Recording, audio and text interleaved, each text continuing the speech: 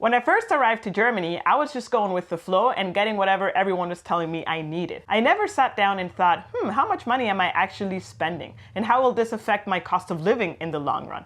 Years later, I realized I could have saved so much more money if I would have done a little bit more research. And this is a video I wish I would have had when I first got here to save money. In this video, I'll give you 10 actionable tips that you can implement today to start saving money in Germany. Hey, my name is Jen and I'm from Guatemala. And I'm Yvonne and I'm German. And together we're from simplegermany.com, where we help expats settle into life in Germany more smoothly. So, big disclaimer, because when we talk about saving money, this is obviously a very big lifestyle topic, right? Not just by moving to another country, but also living in your own country. However, we will not be the ones that are telling you, you have to dine out less, you have to shop less, because that is your choice and that is your lifestyle. Our 10 actionable tips you will be able to implement them beyond cutting back on your lifestyle cost. Yes, so it's actually things that you can actually do to save money. Number one on our list is to choose your means of transportation wisely. If you're using public transportation, which by the way, we have a whole video talking super deep about the topic, which we will link here. But if you're using public transportation and you have a monthly ticket, you can of course buy your ticket every month. Or the way you can save money is to actually get an abo, which is kind of like a subscription service, where the company is going to deduct that amount every month from your bank account. By doing this, you can save up to 300 euros a year just by just by subscribing. So if you're staying here for at least a year, that is definitely worth for you to look into. Just don't forget to cancel the subscription if you choose a different transportation method or leave that city. Yes, of course. And the way you can get this is just by going to your Hauptbahnhof, or like main train station. There you usually will find a Deutsche Bahn office and your regional association office as well. And from any of them, you can get your monthly ticket. Big disclaimer as well, you should know that contracts in Germany, the subscription is most likely going to be for at least 1 year, and you need to give a 3-month notice to cancel it. So again, if you're staying here for at least a year, it's totally worth for you to look into it. Definitely, yes. If you do not use the public transportation, but you choose to cycle, you can save even more money. Maybe in the first initial purchase of a bicycle, you may spend more. You can get a proper, very good quality bike, I would say from around like 500 euro. And that seems like a lot of money. However, if you compare that to public transportation, the cheapest monthly subscription that you can get from public transportation is actually in Munich, and that is 570 euro for 1 year. So the bike is already worth it in the first year. And obviously in the second year, you won't buy a new bike. So the longer you stay, the cheaper that method of transportation becomes, and you're actually also staying more active. Yes, I totally agree. For example, we cycle everywhere, both in summer, winter, and winter, because those are the seasons in Germany. Kidding. But we cycle everywhere. And of course, we have different gear and different clothes to be able to deal with the seasonalities and elements outside. Also, I would say big disclaimer here, because I know a lot of you have probably thought, and heard from other expat forums or whatnot, let's go get a bike from the flea market. And this is totally fine if you want to do this. I would just like to share from my experience. I did that. I got a bike for what I think was 25 or 30 euros. Very crappy bike in very horrible condition. I'm not a bike expert, right? So I thought when I saw the bike, this works. It should be fine.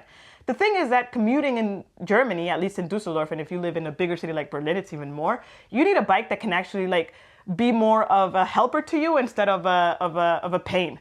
So every time I would cycle to work, it would be such a pain because the bike was in such horrible condition that it felt more that I was pushing the bike instead of the bike pushing me.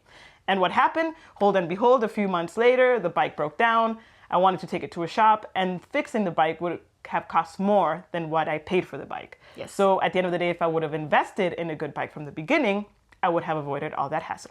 However, of course, if you invest in a good bike theft is a thing in Germany, so then also please consider taking out bike theft insurance. It could be part of your home contents insurance or individually, and the go-to provider here is also GETSAFE. We will link a affiliate link below, which of course is your way to support our channel, and we get a small commission if that is something that you're interested in. And in case your bike gets stolen, when you lock it, then you get usually the price for the bike back and you can buy another one. Yes, GetSafe, the theft back insurance starts at 3.75 euros, so it's really cheaper, or as much as a beer. So it's really very little money to have that peace of mind.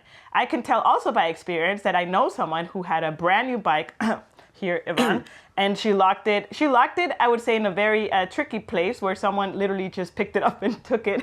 And you're not laughing, so it's not funny. Okay, so, but the bike theft insurance that we had actually covered the cost and you were able to get your same bike. And it happened 2 weeks after I bought it. So that was the best insurance I had. Yeah, so definitely we've used it and can highly recommend it.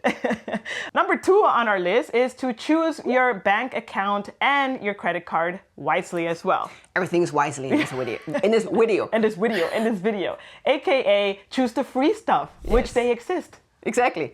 Choose the free stuff. We've actually done for both the bank account and the credit cards 2 individual videos where we compare different providers. Why do we compare different ones? Because not every provider will accept you.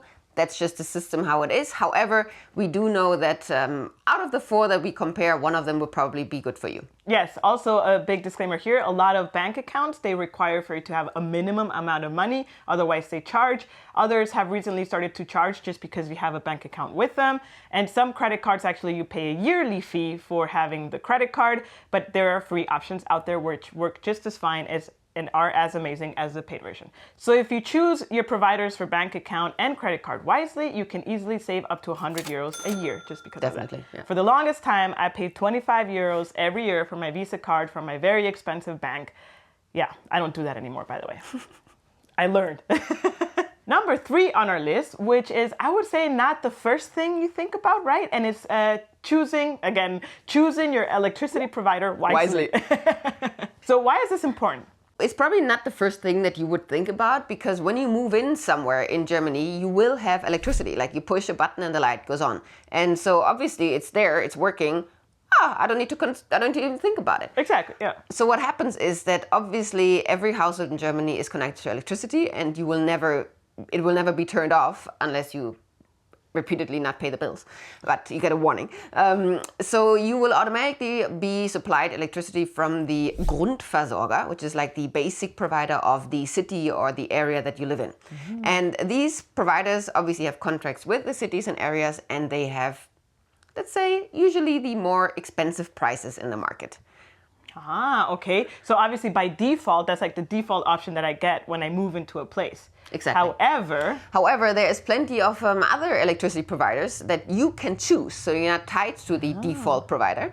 And by changing electricity provider, you can really save a lot of money. So you can either choose, nowadays there's this super cool electricity provider called Ostrom that is the first and only provider actually in English. And all digital as well. All digital, so revolutionizing really the electricity market and totally catering to all of you internationals, non-German speakers out there. And they have a bit of a different model. It's 100% also like green electricity, 100% digital and super flexible. So you can cancel every month, which is usually not the case in the electricity market. Okay. So they go in a different direction, and they go into the modern direction, meaning there you can change. You will save most likely compared to your default one, but you don't get any bonuses, let's put it that way. But you pay monthly, your fixed price, and that's just how it goes, and you can easily get out of it. I'm sorry to interrupt, but what do you mean by bonuses? Exactly, that's what I wanted to say now. Yeah. If you choose, if you would like to have more of a comparison of the 100 plus providers that exist in Germany, you could go to a platform called Stromauskunft or any other comparison platform, and there you literally put in your address and get gazillion of providers listed. Okay. The thing here, the scheme here is that the monthly price technically is the same as your default provider or even higher, but the catch is that they provide bonuses to win you as a customer. Okay. So for the first year you get a bonus, but then in the second year the price will increase. So that is why if you go down that road, you should change every single year. But there's also a caveat for changing every single year, right? Yes, lately providers actually don't like that so much anymore, and they have started to decline new customers because you might have been there 3 years ago. They know you canceled after the first year, so they actually made like a loss with you, so they don't accept you anymore. Whoa. So in our point of view, going with someone like Ostrom, that is just a very transparent provider that is flexible, where you're not tied to a contract, is the better way.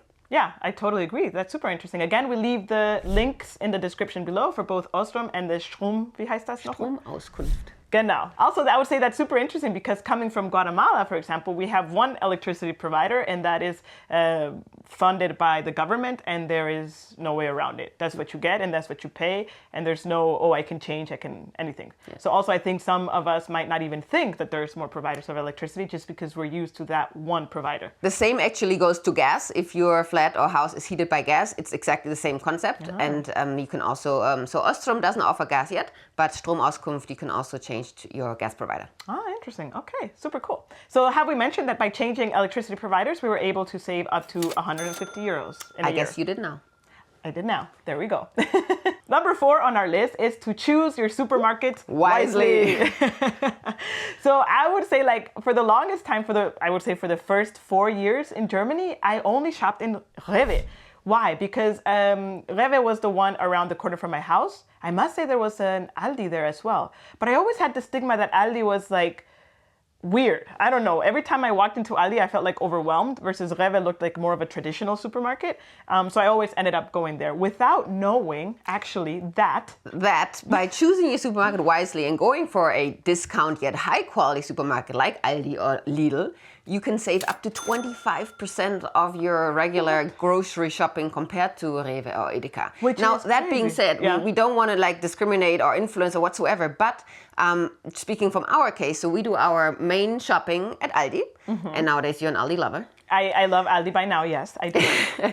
And then, of course, these discount supermarkets, they don't have every single item or produce that you might need for a special dish or I don't know what. Yeah. So Aldi is our go-to place. And if we need anything beyond that, or if we want fresh fish, as we discussed in the grocery shopping video, that is not available in Aldi. At least not, it's packaged, it's not fresh. And then we, of course, choose the Edekas or Rewe for these extra products. Yeah. But when we do our regular shopping that we would do in Aldi, at Rewe or Edeka, it's 25 to 30% more for the same products. Number 5 on our list is to benefit from either free, sharing, or second-hand products, actually. Especially in your neighborhood. So, of course, flea markets are very big in Germany. Also, second-hand shops like thrift shops, I would say more so in Berlin than in other parts of Germany. They haven't grown that much yet, but in Berlin it's totally a thing. Yeah. Especially if you want to be a bit more unique, and not have the typical stuff. But more so, I would say, all over Germany you have 2 platforms at least that we use. And that is the classic eBay Kleinanzeigen, which is more or less like a Craigslist in Germany. Craigslist, yeah. Where you can buy stuff, but also give stuff away, sell it. We've sold and given stuff away for free also. And that is a good way to do it. The language there is very harsh sometimes, so just don't feel offended. Another really great platform, it's called nebenan.de, and nebenan means next door. And this really is a sharing platform for your neighborhood. You get like a login code for just the area that you live in. So you are in one group, one community, and it is for anything and everything, for also maybe finding friends, but for also sharing items. Let's say you need a drill and you don't have one. I mean, it would be crazy to buy one. So you can just ask, hey, for Saturday, I need a grill. Does someone have one that I could... A grill? Also, you can borrow a grill, but I think you meant a drill. A drill. And for things like that. Also maybe like for dog walking or for cycling together, for anything and everything. This is a really cool group if you also want to get the people around you a bit more. Yeah, for sure you can save money by borrowing stuff. And second of all, you can definitely save money by going to flea markets and thrift shops to buy stuff for your house that you just don't want to give the full amount up front. Yep. Number 6 on the list is choose wisely how you're going to work out. Now, a gym is probably your first thought because you might have gone to a gym in your home country or whatsoever. However, gyms in Germany can be a little bit expensive depending on which gym you go to. And there are other ways that you can work out while being in a community and save a lot of money, and that would be the classic Sportverein, so like a sports club. A Sportverein is super popular in Germany, and I would say half of the population is in one. And the median price per month of a membership in a Sportverein is only €6.30 across Germany. That is crazy if you compare it to the average price of a gym membership, which is around €42. So this is really a big difference. And you don't just, press weights or do some class, but actually do a sport that you might like. Yeah, so I would argue here the big difference is that this is you wanting to work out with other people, because of course the cheapest option would be to work out at home, but if you're alone, that might not be fun at all. But for example, I had a friend, Spanish friend, and he was really into handball. He actually played semi-professionally in Spain. And so when he got here, he joined a sportverein instead of a gym. And there he would practice, they do practices and they have tournaments and whatnot. And of course he would work out by doing the sport. And of course, while you're training, you do different drills and stuff. And he would have fun because he met a lot of Germans through that. So his German improved also a lot, yeah. Yes, of course, yeah. So he killed like 3 birds with 1 stone, as you say in English. And saved money. Yeah, and saved money, exactly, because he didn't pay the 40 euros a month for the gym. Yeah. So in the Sportverein, you usually, the way that I know it, you usually pay the membership fee per year. And then you don't have to worry about it. Yeah, exactly. I agree. I was also in a softball Sportverein for some time. That was fun. But then the training was really far away and it was really a hassle to get to, and I didn't have really a good means of transportation to get in there. And that was fun. Yeah, that was really cool. Number 7 on our list is to choose wisely whether you want to pay church tax or not.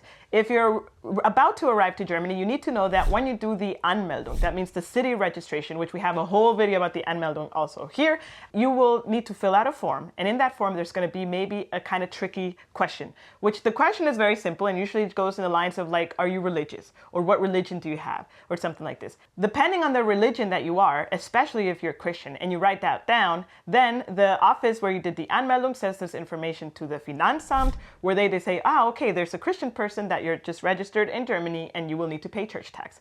So to give an example roughly of how much church tax you would need to pay, let's say you earn 50,000 euros gross per year, you would need to pay around 750 euros of church tax per year.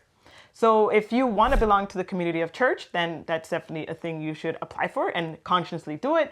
But if you don't, then don't pay for it. The benefits of paying the church tax for some is that, for example, if you want to get married by the church or you have kids and you want to have their baptism in a church, you definitely need to be part of the church to be able to access their services and facilities and community as well. So those, I would say, are the top reasons why I've heard other expats wanting to pay the church tax, because they want to leave the possibility of getting married by the church. And you can only do that if you pay church tax. Next to the Anmeldung, we also have an entire video in depth about church tax, yes, if you would like to dive deeper into that topic. Yes, very good. Number 8 on our list is the tip to consider doing a tax return every year. If you are a regular employee, you don't have to do a tax return or tax declaration every year. However, you might want to look into it whether it's worth it or not for you, because the average money, the average amount of return in Germany per tax return is around 1,000 euros. What? Now that of course is the average, so that means some may not get anything or like 50 euro and others get a lot more. But that is the average, meaning there is the chance that you have paid too many taxes and you might get some back. So look into it if you'd like to. We have a written guide about it that we will link below, where you can also do quick calculations with softwares online to figure out, is it a good thing for you or can you forget about it? Yes, and I would say nowadays also the benefit is that there's like really simple software that you need to, it's like a one-time payment, and it's very easy also in English that you can do your tax return and you don't have to go through the whole doing it in German situation, which I did at the very first year, and it was like a nightmare. So we will leave also the softwares and everything. You will find them in the guide that we will link in the description below.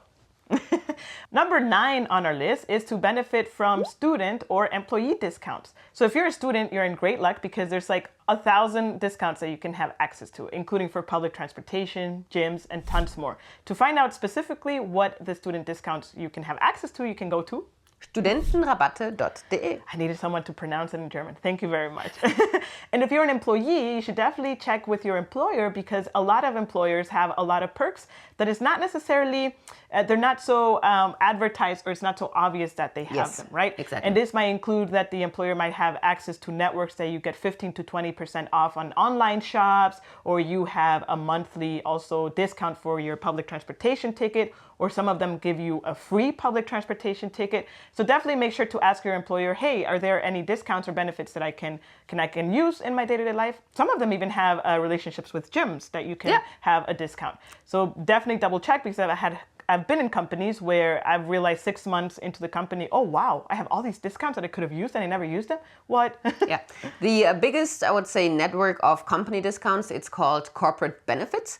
And if a company participates, you can get a login. And in corporate benefits, it's a whole world of its own. You have not only like actually useful stuff like gyms and public transportation, but really for your lifestyle. So for all kinds of lifestyle products, clothing, accessories, technology, even car rental, car purchase, anything you can think about. Okay, yeah. So make sure to double check. You can definitely save some money there as well. And the last point, number 10 on our list, is actually a little bit lifestyle-ish, however also culture. And weather dependent.